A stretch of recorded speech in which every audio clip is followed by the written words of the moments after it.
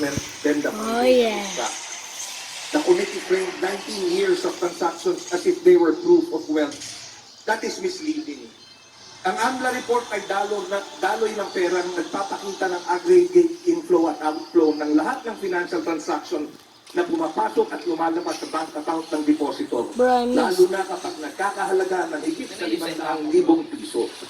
Ang salin ay larawan ng ari-arian, both personal and real, on a specific date. Hindi pwedeng ibangga ang dalawa para gumawa ng artificial discrepancy dahil hindi talaga magtutugma.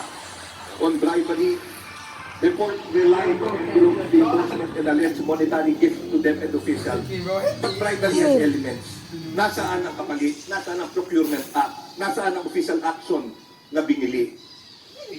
I've no more. Oh, Related charges, get the more. committee relied on public statements, video clips, transcripts, NBI records, and press remarks. But walang nahanap o naipresentang hardgang. Public statements, even offensive or reckless ones, do not automatically constitute sedition. Insurrection, conspiracy, or assassination. The law still requires overt acts, intent, and factual nexus to unlawful action. Hindi lahat ng masamang salita ay krimen, lalo na kung wala namang overt act. Hindi lahat ng galit ay sedition, at hindi lahat ng political rhetoric ay holy combo. insurrection.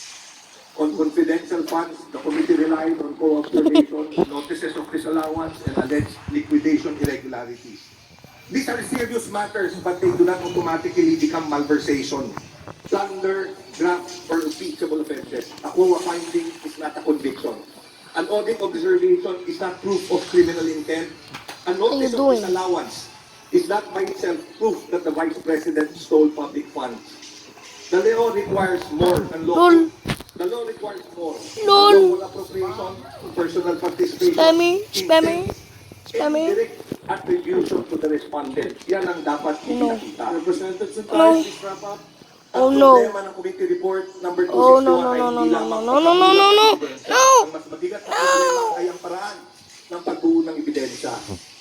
The committee began with a constitutionally weak complaint, expanded the record to broad subpoenas, limited meaningful testing, and treated the resulting record as if it cured the original defect. He's low.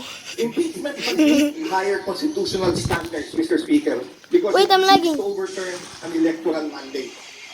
President Ferdinand Marcos Jr. received 31,629,700 Bye-bye, guys. Peace. Vice President What you Sara do? Duterte